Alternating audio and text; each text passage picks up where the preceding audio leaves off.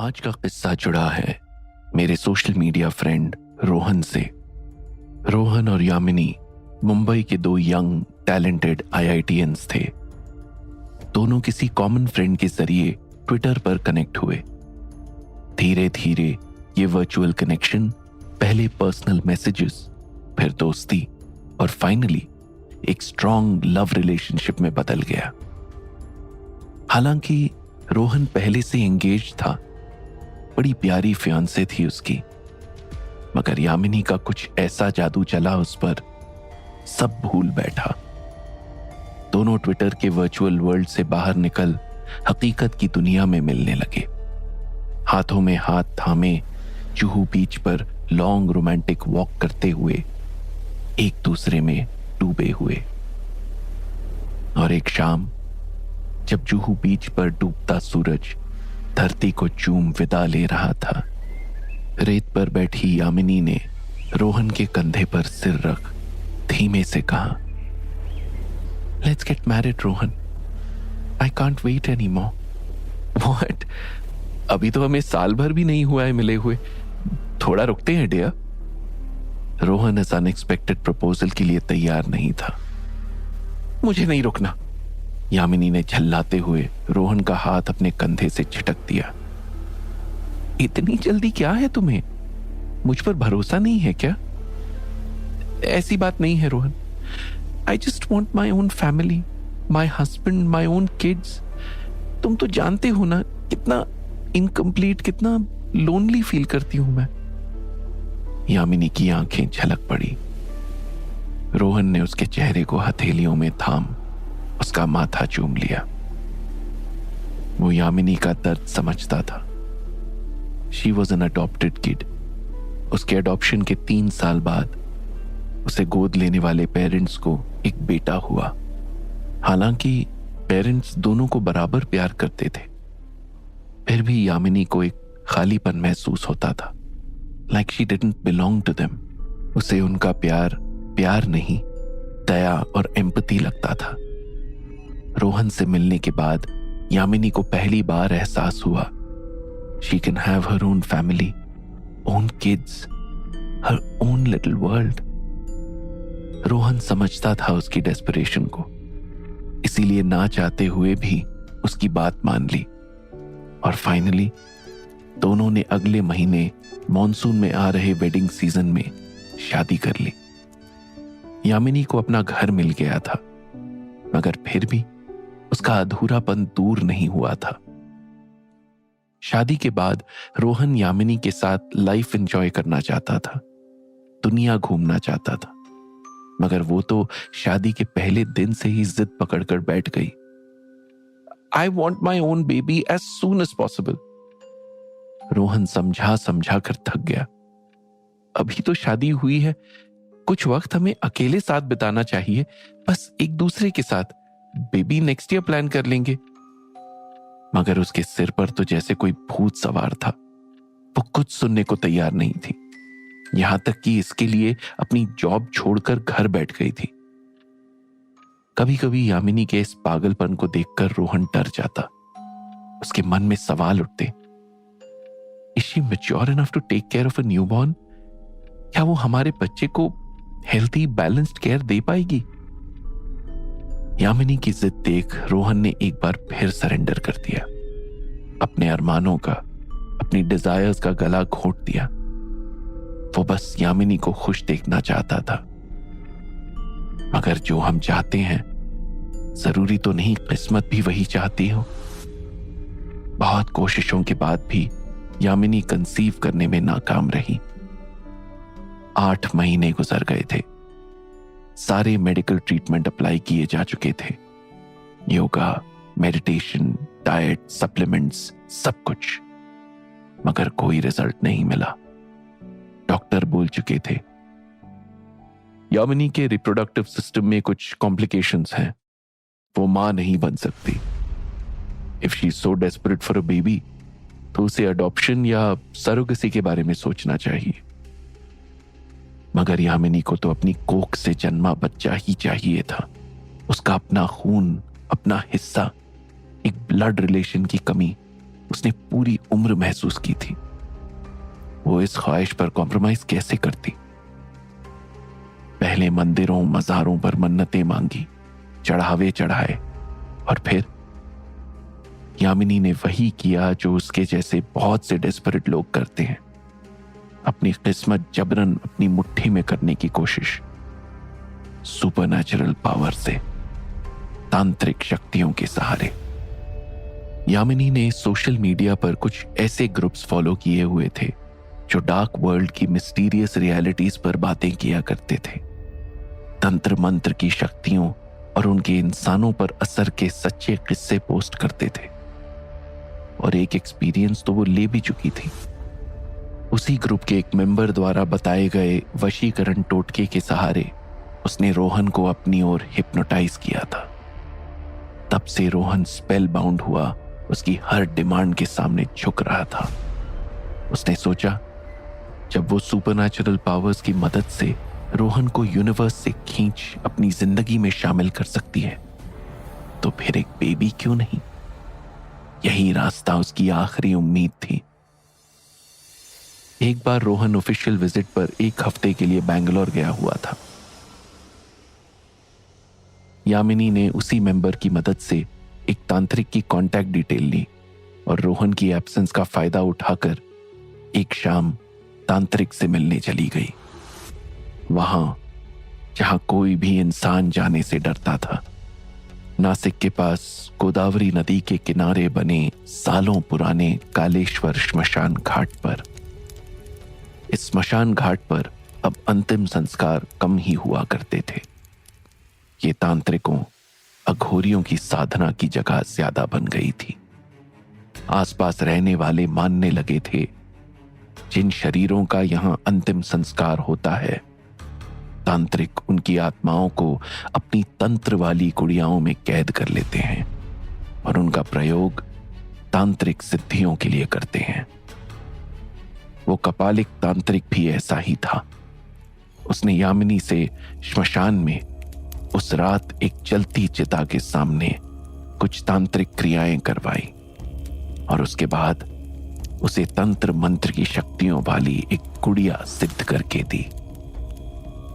तकरीबन 1 फीट लंबी वो गुड़िया काले कपड़े से बनी थी।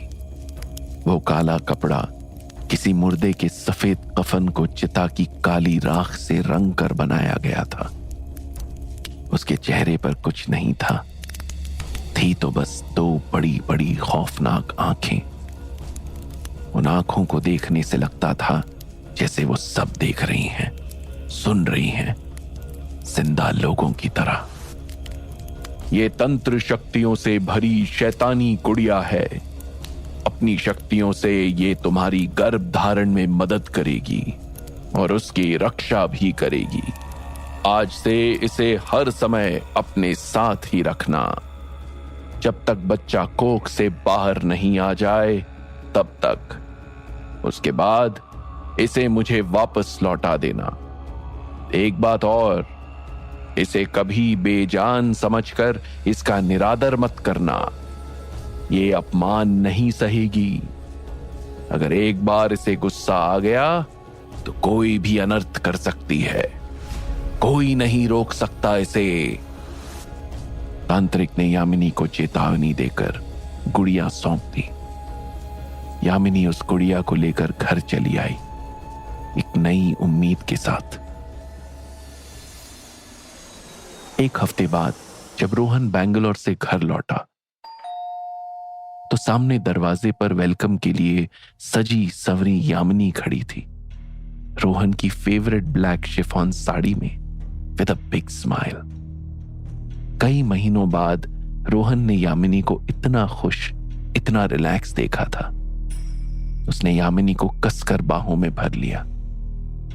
तभी उसे पीछे टीवी यूनिट पर रखी वो गुड़िया दिखी, काली डरावनी गुड़िया जो बड़ी बड़ी आंखों से जैसे उसे ही गुस्से से घूर रही थी। उसे देख रोहन सहम गया। What is that, Yamini? Such a horrible doll? कहां से लिया इसे? वो मैं बच्चे के लिए मन्नत मांगने एक मंदिर गई थी, वहीं के पुजारी ने दी है। उसने कहा था कि इसे घर में रखने से सब नेगेटिविटी, हेल्थ इश्यूज दूर होंगे और हमारे घर में जल्द ही किलकारियां गूंजेंगी। I can't believe that Yamini, तुम कब से इन नॉनसेंस चक्करों में पड़ने लगी? ट्राई करने में नुकसान क्या है रोहन? सिर्फ इसे घर में ही तो रखना है ना, और तो कुछ नहीं। कुछ फायदा हुआ तो ठीक, वरना फेंक देंगे घर से बाहर। उधर यामिनी रोहन को कन्विंस कर रही थी, उधर वो शैतानी गुड़िया गुस्से से यामिनी को देख रही थी, जैसे इस बात पर उसे जिंदा निकल जाएगी। हर बात की तरह रोहन यामिनी की खुशी के लिए ये बात भी मान गया, मगर वो गुड़िया उसके लिए आफत की पुड़िया बन गई। रोहन को तब बड़ा गुस्सा आता जब यामिनी बेडरूम में भी उसे अपने साथ रखती, तब भी जब वे दोनों इंटीमेट होते। रोहन उस वियर्ड गुड़िया की प्रेजेंस में ऐसे अनकंफर्टेबल रहता जैसे वो गुड़िया कोई स्ट्रिक्ट सेक्स गुरु हो जो सब देख रही हो और जरा सी गलती होने पर उसे सजा देगी। रोहन को उसकी आंखों में देखने से बहुत डर लगता। उसे लगता जैसे वो कोई बेजान गुड़िया नहीं है, कोई बैठा है उसके अंदर जिंदा, जो सब देख सुन रहा है। 2 महीने इसी तरह निकल गए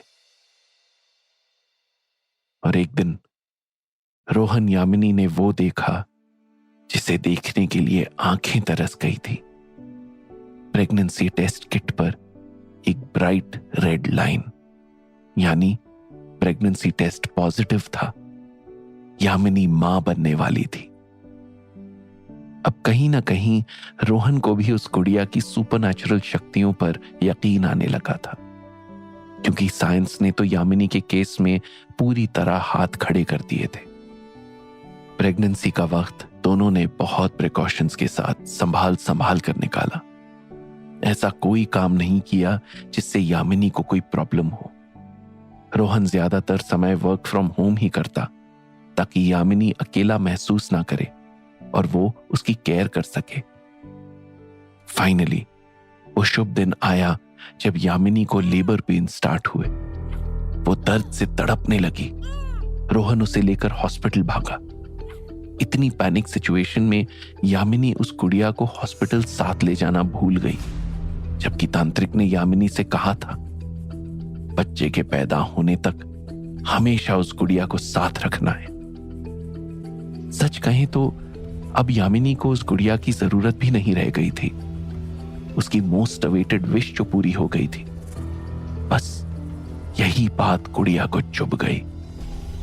काम निकल जाने के बाद अपनी ऐसी अनदेखी करना पसंद नहीं आया उसे। माना वो दिखने में एक मामूली गुड़िया थी, मगर शैतानी शक्तियों का भंडार थी वो। और जिसके पास पावर होती है उसमें ईगो तो आ ही जाती है। गुड़िया की ईगो हर्ट कर दी थी यामिनी ने। हॉस्पिटल में सब कुछ सही जा रहा था। अल्ट्रासाउंड और बाकी सारी रिपोर्ट्स नॉर्मल थी। बेबी हेल्दी था, हार्ट बीट परफेक्ट थी। वो वूम से बाहर आने के लिए तैयार था। डिलीवरी रूम में रोहन यामिनी के साथ था, उसका हाथ थामे हुए, माथे से पसीना पोंछते हुए उसे एनकरेज कर रहा था। डॉक्टर यामिनी को इंस्ट्रक्ट कर रहे थे, take a deep breath and push, push again. Yamini दर्द से चिल्लाते हुए बेबी पुश कर रही थी। कुछ सेकंड के बाद यामिनी ने पूरा जोर लगाते हुए फाइनल पुश किया। डॉक्टर्स ने बेबी को पकड़ने के लिए हाथ फैलाए और उनके हाथों में कुछ नहीं आया, कुछ भी नहीं। Where is the baby? Baby कहां गया? सबकी सांसें थम गई। हर कोई बुरी तरह शॉक था। अल्ट्रासाउंड स्कैनिंग में बेबी था। डॉक्टर ने उसकी हार्ट बीट भी सुनी थी। यामिनी डिलीवरी के लास्ट मिनट तक उसके मूवमेंट महसूस कर रही थी, यानी वो था वूम में। तो फिर बेबी कहां गया? किसी को कुछ समझ नहीं आया। हुआ तो क्या हुआ? डॉक्टर्स ने तुरंत यामिनी का अल्ट्रासाउंड किया। बेबी अब यूट्रस में भी नहीं था, वो जा चुका था। कहां, ये किसी को पता नहीं था। और ना ही कभी पता चला। यामिनी रो रो कर बेहाल हो रही थी। वो रोते रोते बेहोश हो गई और फिर कभी होश में नहीं आई। She became brain dead. Rohan की भी पागलों वाली हालत हो गई। एक ही पल में उसकी पूरी दुनिया उजड़ चुकी थी। उसके अनसुलझे सवालों के जवाब किसी के पास नहीं थे, किसी पुजारी, मौलवी, तांत्रिक के पास भी नहीं। अपनी लाइफ के उस काले दिन के हफ्ते भर बाद रोहन अस्पताल से घर आया। घर पर जाकर बेडरूम के कर्टन खोले तो बैकयार्ड के कोने में कुछ अजीब दिखा। ध्यान से देखा तो वो गुड़िया वहां बैठी थी। ये गुड़िया खुद से यहां कैसे आ गई? इसे तो हमने बेडरूम में रखा था। रोहन सोच ही रहा था कि तभी उसकी नजर गुड़िया के हाथों पर पड़ी। वो पूरी तरह दंग रह गया गुड़िया के हाथों में एक छोटी सी गुड़िया देखकर, ठीक उसी के जैसी। वो ऐसे उसे गोद में लिए हुए थी जैसे उसका बच्चा हो। गुड़िया उस छोटी गुड़िया की कमर थपथपा रही थी, लोरी गाते हुए, सो जा, चुप हो जा, सो जा, चुप हो जा। उस दिन के बाद रोहन कभी सोशल मीडिया पर कनेक्ट नहीं हुआ, इसीलिए उससे कनेक्शन छूट गया। लेकिन कुछ दिनों बाद एक कॉमन फ्रेंड से पता चला रोहन का किसी मेंटल असाइलम में इलाज चल रहा है। वो सारा वक्त यही गुनगुनाता रहता है, सो जा, चुप हो जा, सो जा, चुप हो जा।